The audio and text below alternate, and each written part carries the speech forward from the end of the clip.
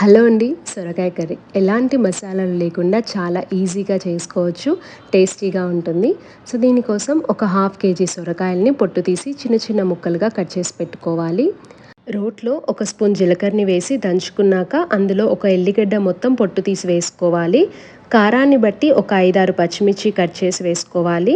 And ఒక spoon దొడ్డుప్పు వేసి కచ్చాపచ్చాగా దంచి పెట్టుకోవాలి. మిక్సీ కూడా పట్టుకోవచ్చు. ఇప్పుడు స్టవ్ పైన కడాయి పెట్టి వేడయ్యాక ఆయిల్ పోసి అందులో ఆవాలు, జీలకర్ర వేసి చిటపట్లాడిన తర్వాత కట్ చేసిన సొరకాయ ముక్కలు వేసి కలిపి ఒక 5 మినిట్స్ మూత పెట్టి మగ్గనివ్వాలి.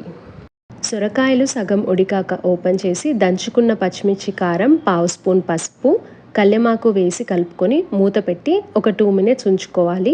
ఫస్టే కారం వేస్తే సొరకాయలు అంత తొందరగా ఉడకవు. కుక్కర్లో అయితే ఎలా అయినా వేసుకోవచ్చు.